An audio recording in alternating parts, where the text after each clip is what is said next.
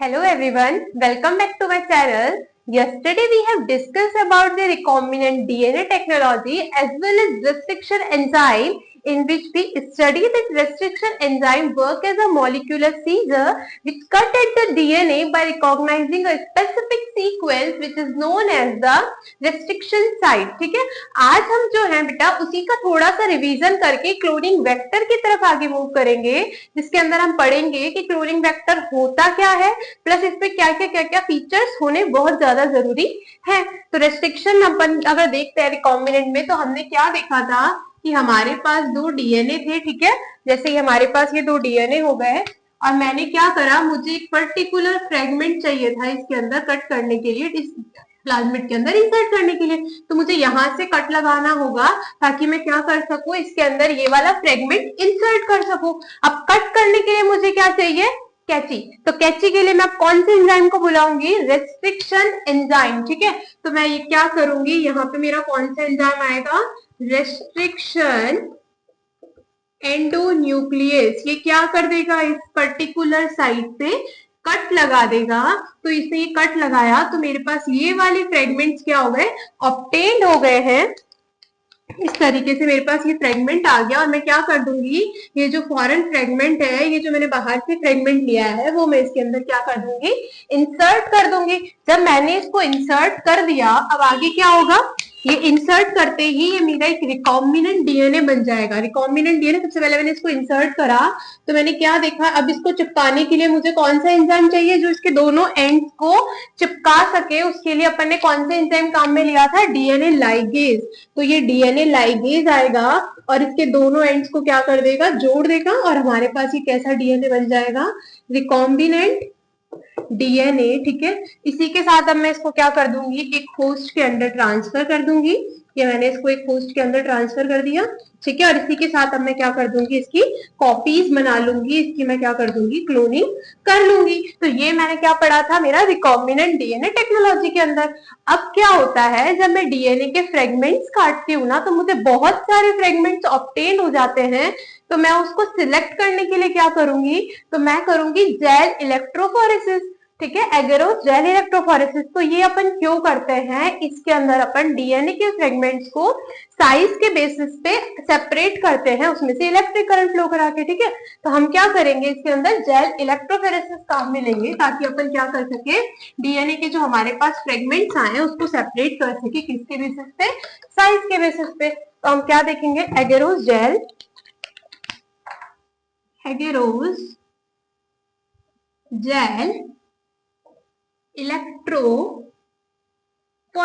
ठीक है, तो हम क्या देखते हैं सबसे पहले कि एगेरोस जेल जो होती है ये क्या होती है, लीनियर पॉलीसेक्राइड होती है। तो हम कह सकते हैं एगेरोस क्या होती है, लीनियर पॉलीसेक्राइड। इसी के साथ हमें जो एगेरोस जेल होती है वो कहां से मिलती है, it is obtained from the red algae of family Rhodophyceae. ठीक है, ये हमें कौन सी एल्गी से मिलती है, रेड एल्गी से मिलती है, जो कौन सी फैमिली से बिलोंग करती है, रोडोफाइसी। और रेड एल्गी में अगर अपन बात करेंगे, सीवीड कौन से, जेलिडियम और ग्रेसिलेरिया। ठीक है, तो हमसे ये पूछ लेते हैं कि एगेरोस जेल जो है वो हमें किस किस से मिलती है, तो हमें सीवीड से मिलती है, जेलिडियम और ग्रेसिलेरिया। रेड एल्गी होती है और कौन सी फैमिली से बिलोंग करती है, रोडोफाइसी। ठीक है, अब हमें पता है कि जो डीएनए फ्रेगमेंट हमें मिलते हैं, ये जो हमें डीएनए के फ्रेगमेंट मिले जब मैंने इसको रेस्ट्रिक्शन एंडोन्यूक्लियस से कट करा, तो ये क्या होते हैं, बहुत सारे फ्रेगमेंट होते हैं, कोई छोटे होते हैं, कोई बड़े होते हैं, इस बेसिस पे होते हैं। और ये जो फ्रेगमेंट्स होते हैं इन पे कैसा चार्ज होता है, नेगेटिव चार्ज। ठीक है, तो हम क्या करेंगे, एगेरोस जेल क्यों करवाते हैं, to separate DNA on the basis of size by passing electric current through it. ठीक है, हम क्या करेंगे, इसमें से इलेक्ट्रिक करंट पास करेंगे तो हमारा जो डीएनए है वो पर्टिकुलर साइज के बेसिस पे अलग हो जाएगा। अब इसके बाद हम क्या कहते हैं कि हम एगेरोस जेल क्यों काम में लेते हैं, क्योंकि स्टेबल होती है एंड able to separate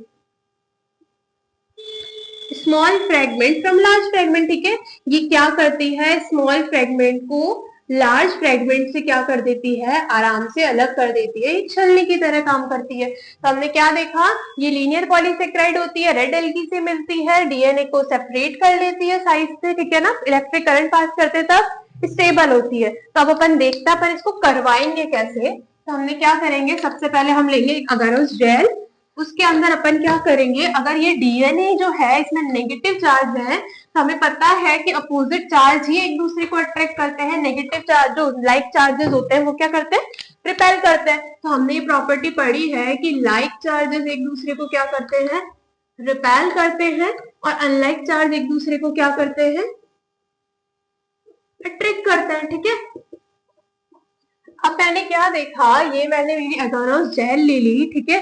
अब मैं इसके क्या करूंगी, यहाँ पे मैंने इसके पॉजिटिव लगा दिया, मतलब मैंने यहाँ पे एनायन काम में ले लिया, यानी मैंने यहाँ पे एक पॉजिटिव इलेक्ट्रोड लगा दिया, ठीक है, एनोड लगा दिया इधर मैंने, और यहाँ पे मैंने क्या देखा, डीएनए के थे, तो यहाँ से मैंने फ्रेगमेंट्स को क्या कर दिया, रन करवा दिया। अब मैं क्या देखूंगी इसके अंदर कि जैसे ही मैंने इसमें से इलेक्ट्रिक करंट पास करा तो मेरे जो स्मॉलर फ्रेगमेंट थे ना वो जल्दी जल्दी मूव कर रहे थे, किसके कंपैरिजन में, लार्ज फ्रेगमेंट के कंपैरिजन में। तो हम इसमें एक चीज तो हम क्या देखते हैं कि जो मेरे स्मॉल साइज के जो फ्रेगमेंट है, small size fragment move faster, ठीक है, in comparison to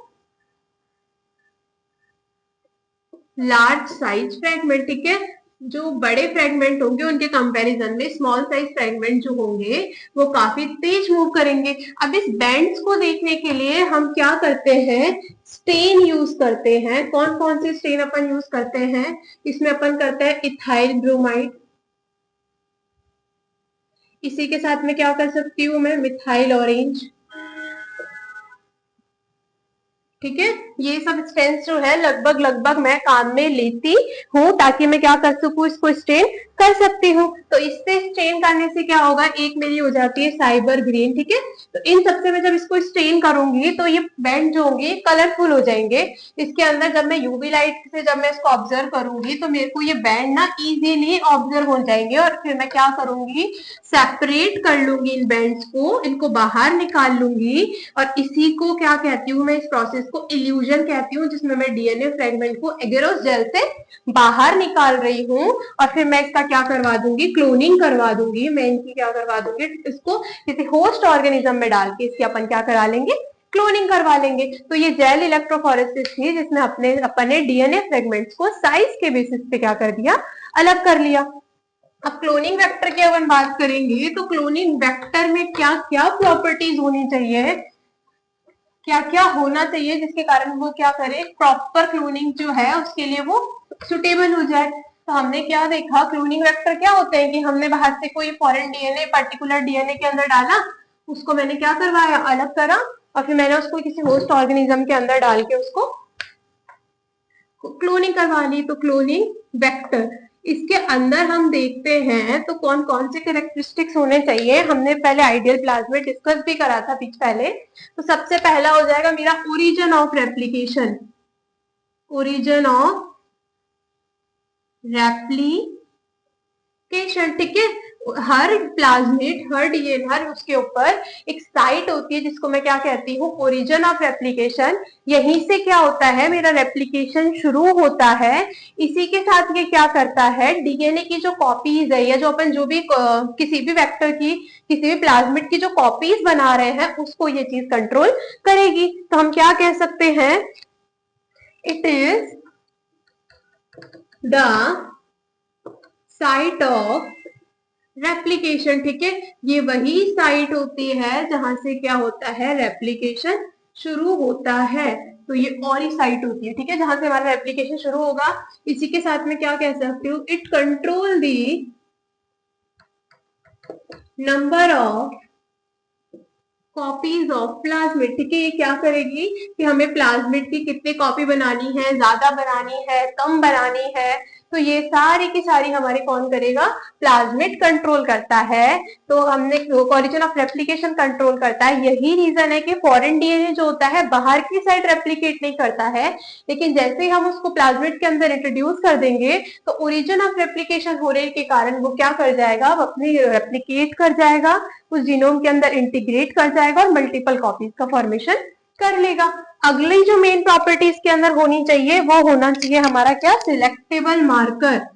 selectable marker, इसका मतलब हमारा हुआ कि हम जो पर्टिकुलर प्लाज्मिड बना रहे हैं उसके अंदर कुछ ऐसे रेजिस्टेंट जीन होने चाहिए जो उनको किसी एंटीबायोटिक या ऐसी चीजों से क्या कर सके, प्रिवेंट कर सके, उनके सर्वाइवल में मदद कर सके। तो हम क्या कह सकते हैं इसमें, सबसे पहले अपन पढ़ते हैं कि every plasmid should have every plasmid should have selectable marker gene. ठीक है, सिलेक्टेबल मार्कर जीन होने चाहिए और ये मेनली दो तरह के होते हैं। कौन कौन से, positive selectable marker, positive selectable marker, और एक होता है मेरा नेगेटिव सिलेक्टेबल मार्कर। ठीक है,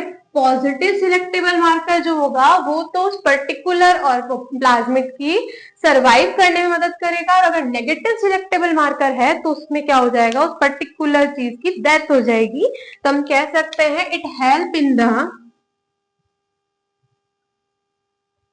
सर्वाइवल ऑफ ऑर्गेनिज्म, और इसमें हम क्या लिख सकते हैं, इट रिजल्ट इन डेथ। ठीक है, इसके कारण क्या हो जाती है, डेथ हो जाती है। अब बात आती है ट्रांसफॉर्मेशन क्या होता है। तो ट्रांसफॉर्मेशन का वही मतलब हो गया, फॉरेन पीस ऑफ डीएनए को अपन होस्ट डीएनए के अंदर इंसर्ट कर रहा है, होस्ट प्लाज्मिड के अंदर। तो अब बात पूछ लेते हैं कि ट्रांसफॉर्मेशन क्या होता है। ट्रांसफॉर्मेशन, ठीक है, तो ट्रांसफॉर्मेशन में हम क्या बोल देंगे, ट्रांसफॉर्मेशन। ठीक है, ट्रांसफॉर्मेशन क्या था, the procedure of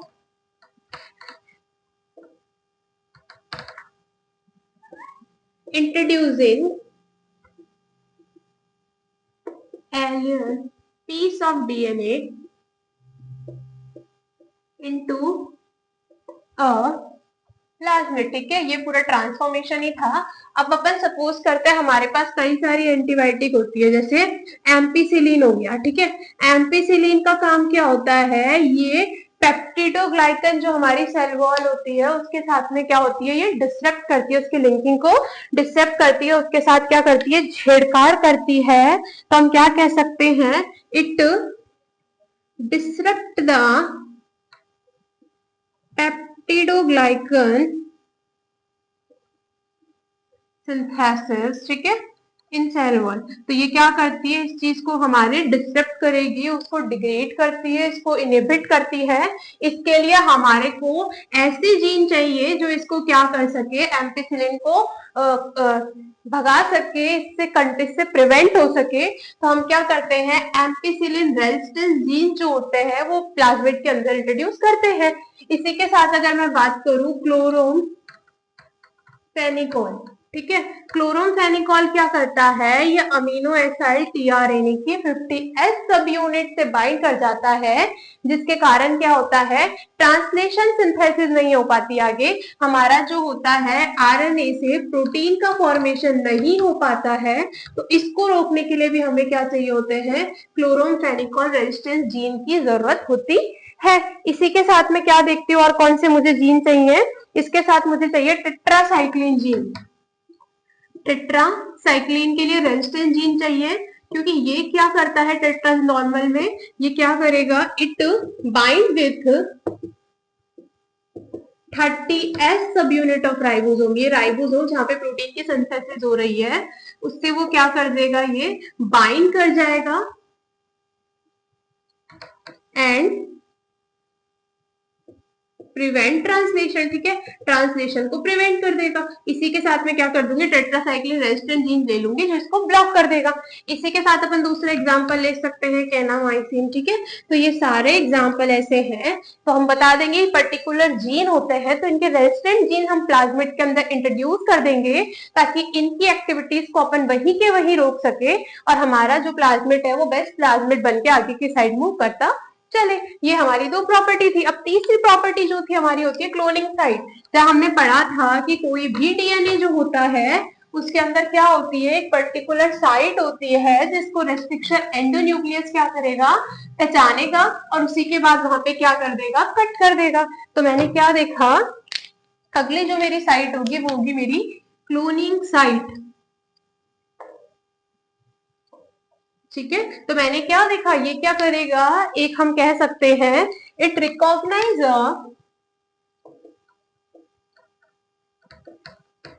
particular site on DNA and make cut on it, ठीक है। हम क्या करते हैं, इट यानी रेस्ट्रिक्शन एंडोन्यूक्लियस जो होता है वो पर्टिकुलर साइट डीएनए पे रिकॉग्नाइज करेगा और उस पर कट कर देगा।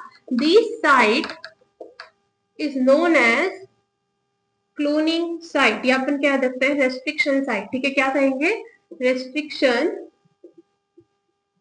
साइट, ठीक है। अब मैंने क्या देखा, ये रेस्ट्रिक्शन साइट होती है, जैसे हमने इकोरी में देखा था, ये कौन सी साइट को पहचानता है, GAATTC, ये वाला सीक्वेंस होना बहुत ज्यादा जरूरी है, ठीक है। अगर देखो जैसे पीपी अपन को एक प्लाज्मिड का एग्जांपल ले लेते हैं, जैसे मेरे पास ये प्लाज्मिड है PBr322, ठीक है। यहाँ पे मैंने देखा कि मेरे पास ओरी सी है, ये मैंने क्या देखा, मेरे पास यहाँ पे ओरिजिन ऑफ रेप्लिकेशन है। इसी के साथ यहाँ पे मेरे पास कौन सी जीन है, टेट्रासाइक्लिन रेजिस्टेंट वाली जीन है। यहाँ पे मेरे पास क्या है, एम्पिसिलिन रेजिस्टेंस वाले जीन है। और यहाँ पे मेरे कुछ ना कुछ प्रेजेंट है, जैसे मान लो ये प्रोटीज वल्गेरिस सेकंड के लिए रेस्ट्रिक्शन साइट प्रेजेंट है, ये बाम H1 के लिए है, यहाँ पे मेरे प्रोटीज वल्गेरिस फर्स्ट के लिए हो गई या हिंद थर्ड के लिए हो गई। तो इसमें क्या होते हैं, कई सारी मेरे पास एंजाइम्स के लिए रेस्ट्रिक्शन साइट प्रेजेंट है। अब मैंने क्या करा, मैंने ये वाला यहां से हटा दिया और मैंने यहाँ पे क्या कर दिया, कोई फॉरेन डीएनए को इंसर्ट कर दिया।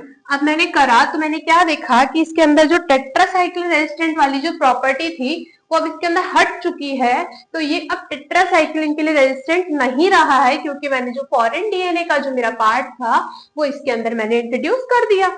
अब क्या होगा, जब मैंने इसको टेट्रासाइक्लिन वाले जीन मीडियम में ग्रो करवाया, टेट्रासाइक्लिन मीडियम में जाने मैंने इसको ग्रो करवाया, तो मैंने क्या देखा, क्या ये ग्रो करेगा क्या, क्योंकि इसमें तो जो इसको रेजिस्ट करने वाला जीन था वो तो खत्म हो चुका है। तो मैंने क्या देखा कि मुझे कोई भी ग्रोथ इसके अंदर देखने को नहीं मिली। लेकिन जब मैंने इसको एम्पिसिलिन वाले में ग्रो करवाया, एम्पिसिलिन मीडियम में ग्रो करवाया, तो ये ग्रो कर जाएगा क्योंकि इसके पास एम्पिसिलिन रेजिस्टेंट जीन अभी भी प्रेजेंट है जो इसकी मदद करेंगे इसमें ग्रो करने के अंदर। इसी के साथ हम क्या कहते हैं कि इसमें हम क्या कर सकते हैं, पर्टिकुलर जो भी चीज होती है, कोई एंजाइम प्रेजेंट है या नहीं है, तो उसकी अपन क्या कर सकते हैं, उसकी कुछ ऐसे सेंसर्स होते हैं, लाइट की प्रेजेंस वही शो करते हैं जिसके कारण हम बता सकते हैं कि वो जीन प्रेजेंट है, ऐसा प्रोडक्ट बन रहा है। और अगर वो प्रोडक्ट नहीं बन रहा मतलब वो जीन क्या है, एब्सेंट है।